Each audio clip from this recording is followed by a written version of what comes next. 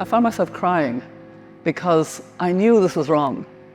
We were putting too much pressure on Mother Earth. We mustn't engage in new fossil fuel because the world can't tolerate it. This is a very big wake-up, transitional call for everybody.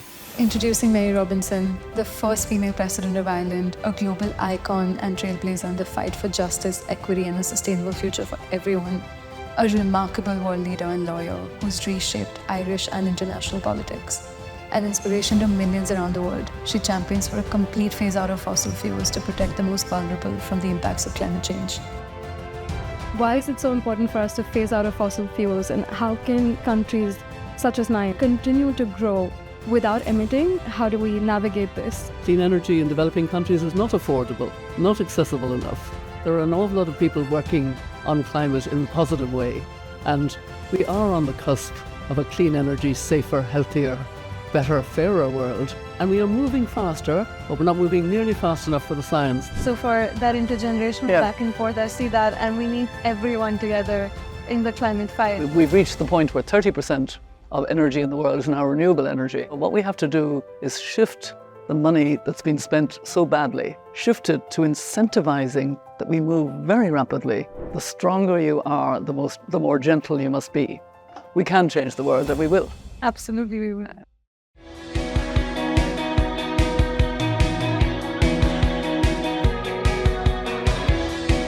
The first female president of Ireland, the United Nations Human Rights Commissioner, the chair and founding member of the Elders, founded by Nelson Mandela, the leader and the North Star of Project Dandelion, which is the reason I'm here in Oxford today. Mary, thank you so much for doing this with me. I'm so grateful. It's such an honor to sit next to one of the greatest leaders the world has ever known, and for me to be sitting with you, someone who I deeply admire and have come to love, Mama Mary Robinson, as we all call you. The symbol that we're both wearing today, Project Dandelion, tell me more about that. Tell me why you started this and what you hope for this project to achieve and the change you hope this brings about in the world. Well, thank you for that question, because I'm very passionate about Project Dandelion. So are we. Yes. I believe that we need a broad, inclusive climate justice movement that brings everybody together. There are an awful lot of people working on climate in the positive way, and we are on the cusp of a clean energy, safer, healthier, better, fairer world. And we are moving faster, but we're not moving nearly fast enough for the science. So we need to connect and grow our strength. And what I love about the dandelion is that it's nature, it's resilient, it's regenerative, it grows on all continents, and you can eat and drink every part of it. And how do you spread it? Whew. And so, you know, and it is connecting us. I mean, we've already seen in the last couple of years that we've been doing it, that so many people want to have that sense of being part of something bigger, stronger, because we're up against a very powerful lobby called the fossil fuel lobby. We're spending far too much money on what's harming us. We need to switch it. And we need the money to go to where the work is, the adaptation and resilience at grassroots level. And women are so much part of that. So I'm really excited that a young woman like you is, fired up by this. All thanks to you and the guidance we receive from you. Like I said, you're the North Star behind this project, and we're following your light. You mentioned climate justice. What does climate justice mean, especially coming from India, a developing country who hasn't done much to contribute to the crisis, but of course is going to face the worst impacts of it? What does that mean for a country like mine, for recovering economies all across the world, and why are women at the forefront of it? Climate justice begins with a sense of the injustices, that the climate shocks which are caused by the developed world that is using and extracting fossil fuel have impacted much more severely, much earlier on the more vulnerable countries, small island states, indigenous communities. They're less responsible, as you say. Also, within that, there's the gender injustice, because women have different social roles, different access to power, access to credit, big responsibilities. And so climate exacerbates all these problems for women and girls. And then there's the intergenerational injustice. Young people know what's happening, are very informed, furious that we're not taking the right decisions, and they can't take them. And so that's an injustice. And then I think we have to take into account the injustice to nature herself. The way we're losing species, the way we're undermining the very ecosystems that support us. So all of this means you need a very inclusive approach that actually begins with the real experts on climate, who are the frontline climate defenders, and people building resilience in their communities, the indigenous peoples, and but we need to gather everybody together in order, as I say, to move more rapidly in the direction that we need to go. You mentioned the phase out of fossil fuels, and I think we've all seen the animated debate you had with the COP28 hosts as well. Why is it so important for us to phase out of fossil fuels, and how can countries such as mine, again, the global south, how can these countries continue to grow without emitting? Whose responsibility is it to tackle climate crisis? Is someone more responsible than the other? And how do we navigate this? These are very good questions. We did get at COP28 transitioning out from fossil fuel, tripling renewable energy, doubling energy efficiency, etc. All of that is extremely important and needs to be now implemented. But to implement clean energy costs. It's expensive. To install solar, to install wind, etc. You have to have the money up front. And that's a big problem for developing countries. So that's why we need to switch the money so that we can incentivize developing countries to move in the right direction, as well as developed countries like my country, Ireland, Europe, United States, etc. We should be doing far more strictly, really honouring our commitments, because we benefited from fossil fuel to build up our economy. And now we're expecting developing countries not to go that route, to go the more difficult and in the short term more expensive route, but we're not incentivizing properly. So we really need to do that. And it is totally in the interests of developing countries to go as solar, wind, etc. as possible. I'm very impressed with the way India is moving on solar, but unfortunately it's also moving on coal. So, and you can understand that if the cost basis isn't right. So we've got to get that right. Because a lot of world leaders, I've heard them say that we have other bigger issues to think about. We have poverty, we have hunger, malnutrition, all of these things, and climate is not on their agenda. Why you see, climate is exacerbating all those things. So I think any leader now must have the climate and nature crisis front and center on their agenda, and do it with this climate justice approach and a very inclusive and understanding the different impacts and the gender dimensions. How can women lead this movement? What is your advice to any women across the spectrum? How can we be a part of this? I'm so impressed because the elders do a lot of intergenerational dialogue like we're doing now. And I'm really very impressed with how connected young leaders like you are. You have a whole social media following. You can be very impactful, and your voice does matter, and your voice needs to be heard at the table.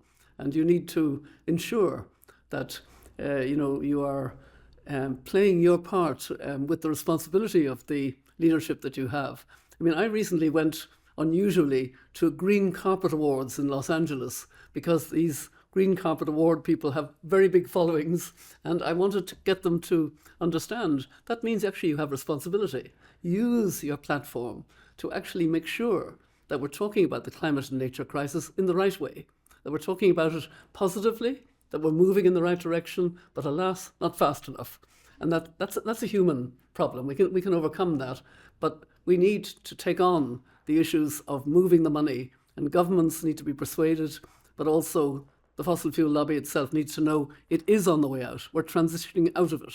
And actually, there's one very good international body called the International Energy Agency, which used to be a conservative fossil fuel body. Now it's in the lead in warning we mustn't engage in new fossil fuel because the world can't tolerate it.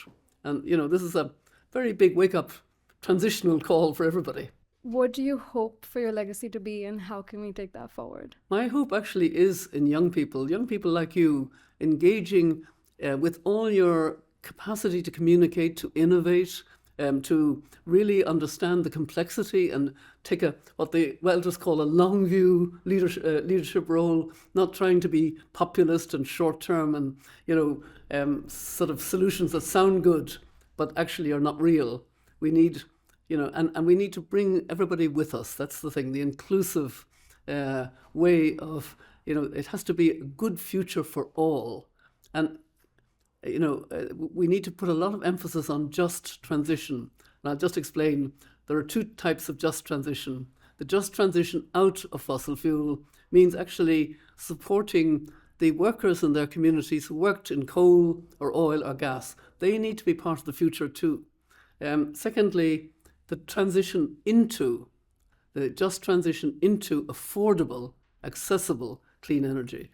Clean energy in developing countries is not affordable, not accessible enough. I mean, I know more about Africa. 600 million people never switch the switch in Africa. 900 million still cook on dirty cooking. All of that could be switched much more rapidly if we prioritized it.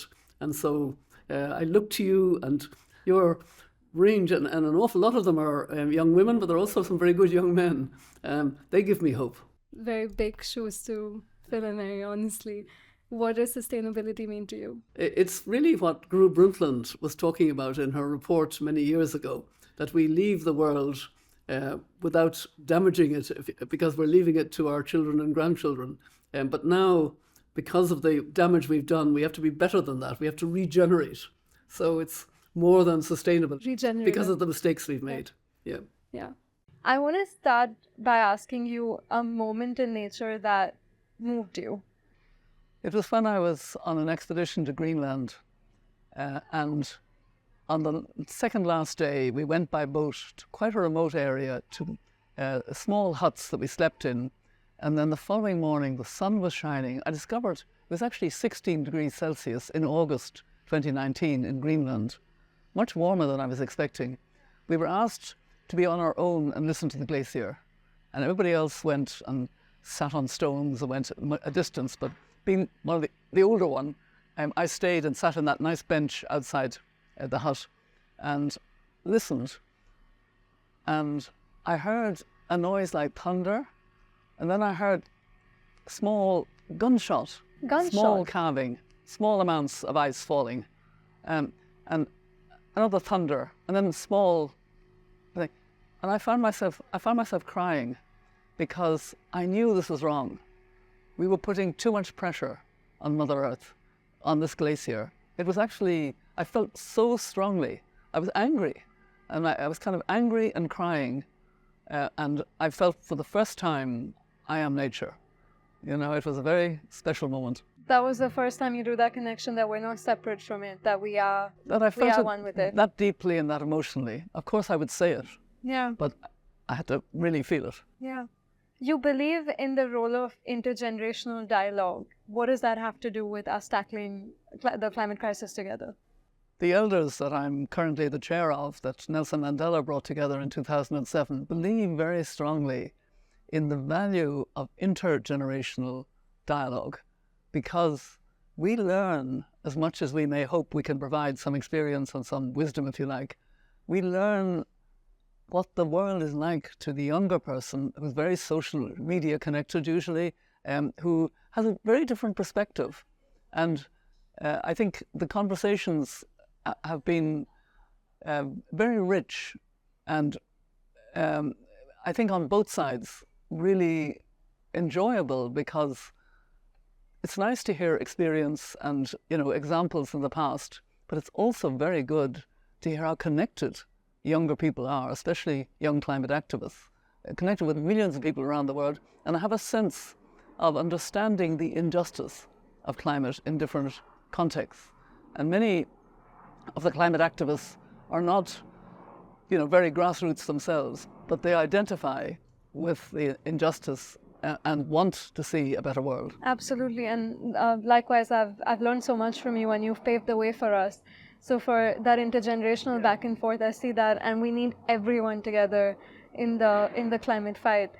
I had the privilege of watching your documentary, Mrs. Robinson, the other night, and it was so beautiful for me to watch you cover the mistakes that you've made and how you went from being a shy, introverted girl to a world leader. What do you hope that documentary will do in terms of inspiring young women around the world? What is your hope from the documentary? I'm very keen that it would be inspirational precisely of young girls who might not feel that they have ever the potential, but they have. And it's to get young girls and women to realize that they can grow, they can change. I did fight my shyness by forcing myself to debate, and I would lose my words. I would just go blank, and I would say, no, I've got to try harder. And I also hope that women will still go more into politics, into other positions of influence in business and investment, and because we need more balance in our world right across the board. It's not that women are better than men. No, it's that women and men together make better decisions because they influence each other and they have different perspectives and different priorities and different life experience very often. So I would like it to be even more inclusive, you know, and I think, you know, in the climate world, we need indigenous and grassroots and young voices much more at the table. We need to change the decision-making table. Any tips on how we could do that and how other people can make space for that, for a more equitable representation? Well, when we formed a women leaders network of women ministers who came to the COPs and women heads of agencies, they were the ones deciding who would be in the delegation. So we actually managed to get quite a few indigenous young people, grassroots, and I saw at COPs how when you had that voice of real authority, because it's lived, telling what it's like, the delegates who were always, you know, arguing about words, etc., would just put their pens down or their pencils and just listen. And they lived in the city, and they had not experienced in the same way what was being described. And it was very compelling and very impactful. And now, thankfully, there are more of these voices at the table, but not enough. You have criticized the current approach to climate finance, and especially the subsidies going to the fossil fuel industry. And the other day, you brought up the investment treaty, which was pretty shocking. Would you like to tell us more about that and what that is? Well, before I come on to the investment treaties, just look at the overall skewing of subsidizing what is harming us. I belong to the B team of business leaders who are leading business leaders who take their responsibilities for sustainability very seriously. And I'm not a businesswoman. I'm the moral conscience. So I make sure that they're doing what they say they'll do. And they came up with the figure that we spend $1.7 trillion a year on what is harming us, on fossil fuel mainly, bad land use, etc. And I learned quite recently when I was asked to speak at the OECD, I had to do some homework because I'm just a mere lawyer. Lawyer. But I got the homework and I discovered that when governments decide to do the right thing and maybe stop a pipeline, they have to pay the fossil fuel lobby immense money. And it's all done behind closed doors. It's not an open court where we can all see it. It's mediated by mediators who are in the pocket of the fossil fuel lobby because they're well paid. And they, you know, I shouldn't say they're in the pocket, but, you know, they're well-paid mediators. It's a very well-paid job for lawyers, actually. And they compensate. And for the last 5 years, the fossil fuel lobby received $65 billion in this compensation. Ridiculous. Why are we compensating those who are harming us? And there's so many other ways in which, you know, the private sector, if it gets into trouble, an industry, during COVID, for example, the government hands out money with no conditions. That's the very time to put in the conditions for sustainability, etc., but it's not done. From again, that lawyer point of view, and like you said, it's ridiculous that governments are compensating oil and gas companies who are putting our future at risk in the first place, and that this is allowed and this is not open public knowledge. How do we, is there a way to change that? Is there a way to abolish the treaty? Well, I think that was the idea of the OECD convening of experts to look at the investment treaties. There are about 2,000 of them, and many of them involve compensating fossil fuel in one way or another. Some governments in Europe are leaving some of these treaties now, so the pressure is beginning. And I think the whole idea is we need to see that the world has changed. Probably at the time these treaties were negotiated, fossil fuel was thought essential to the continuation of any kind of government, you know, powering industry, etc. But now we know we've reached the point where 30% of energy in the world is now renewable energy.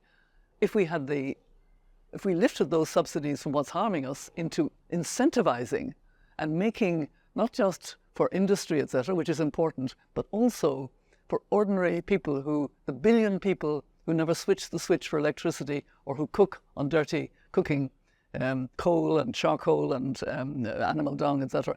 And the health hazards that come with that as well. Yeah. If we switched, the way in which people would be empowered would be extraordinary. And these are people who are very inventive in their lives. And I have a sense that there are changes we can make that will change the lives of people in an extraordinary way. Sometimes it's done by organising.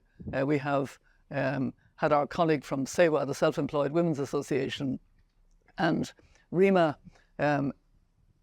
is the daughter-in-law of my great friend and fellow elder Ilabat. And she founded SEWA more than 50 years ago.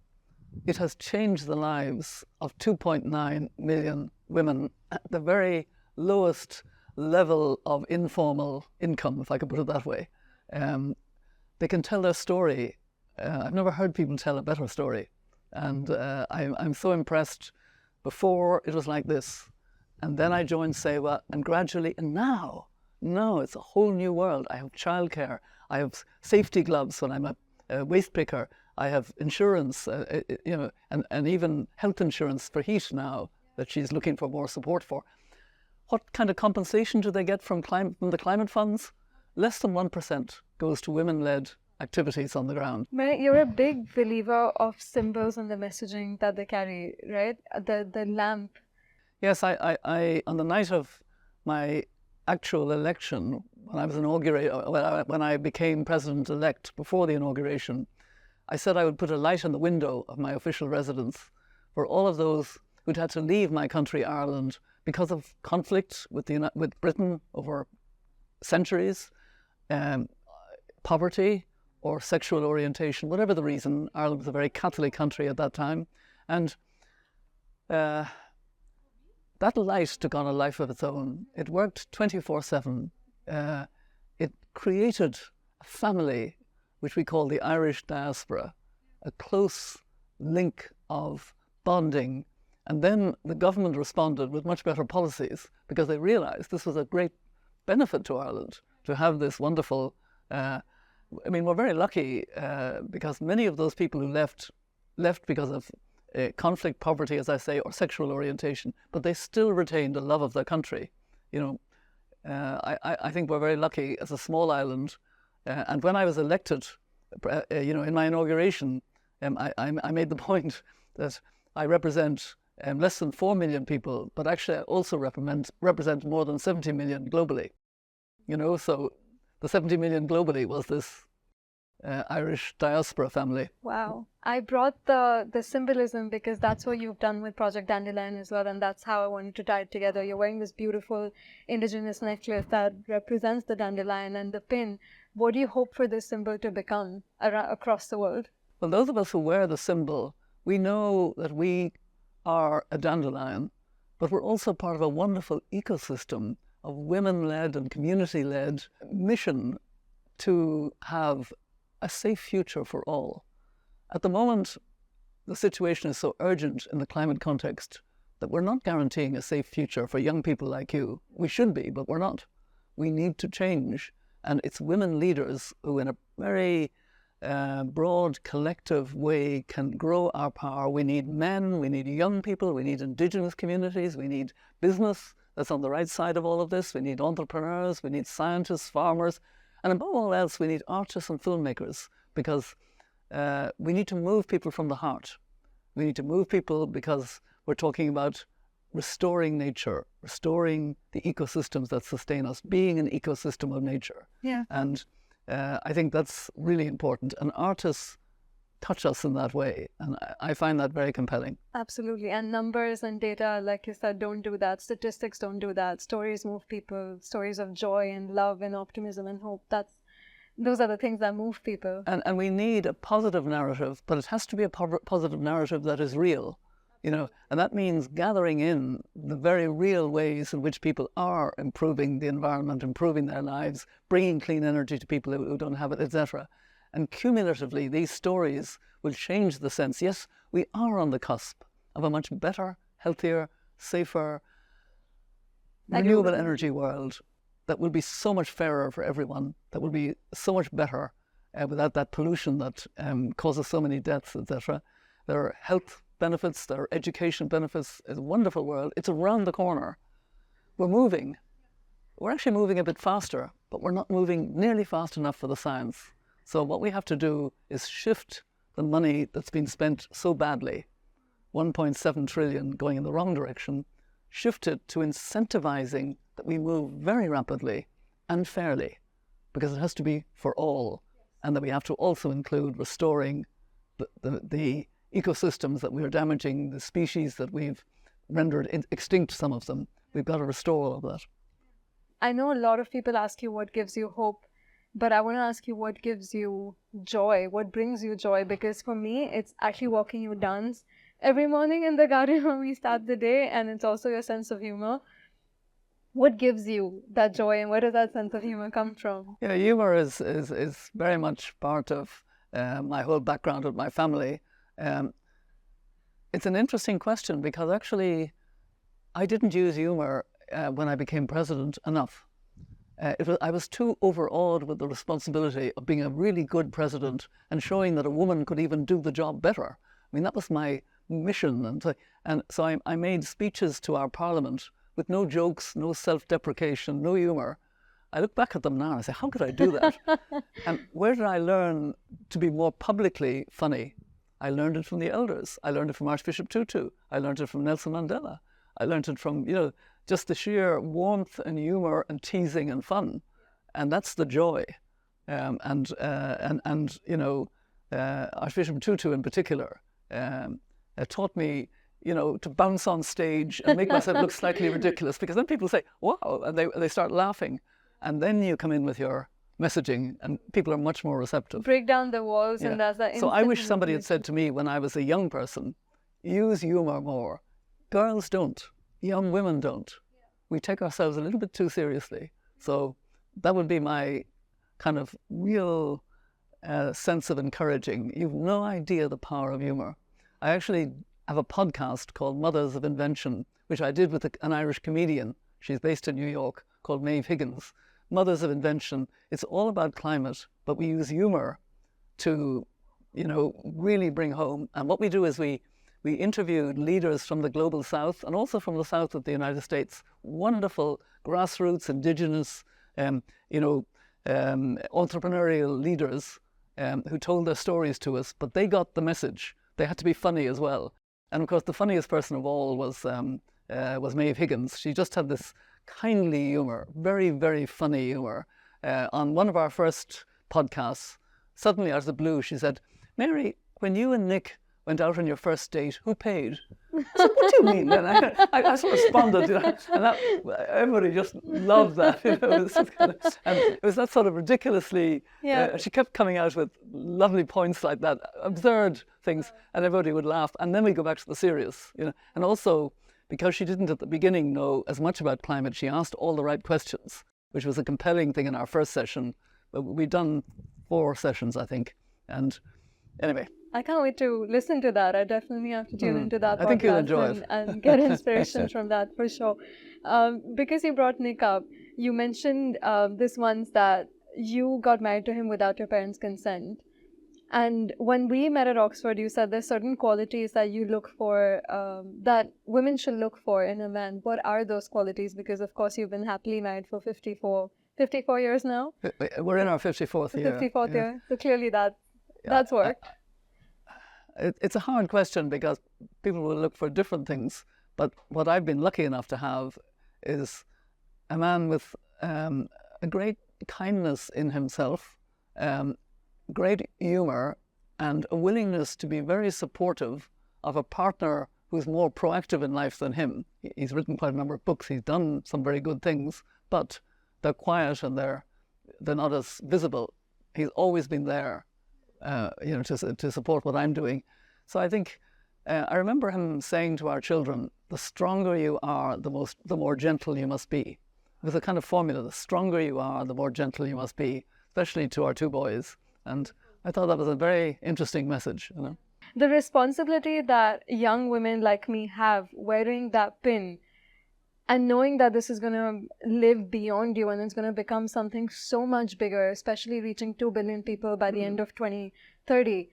What do you hope for this movement to become, and how can people like me take your legacy forward?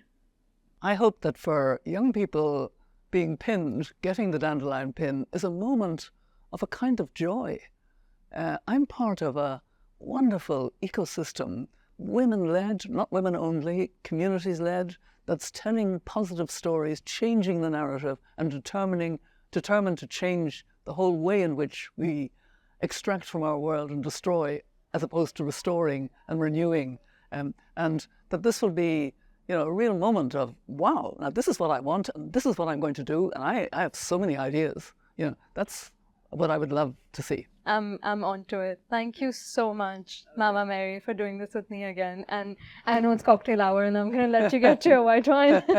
Exactly. Okay. I Cheers. have a lot of love and respect for you, and I'm incredibly grateful for all the opportunities that you've given me and the voices that you amplify, especially from the Global South and the Indigenous communities. Well, I learned a lot from you as well, because you have a huge following. At a young age, you understand social media and media generally, and it is the way to tell stories, and those stories do help a lot. So we need positive stories to encourage us, but we need to stay true to the science, and those stories have to be real, and no greenwashing, none of that, and then, you know, we can change the world, and we will. Absolutely, we will. Thank you so much, Mama Mary.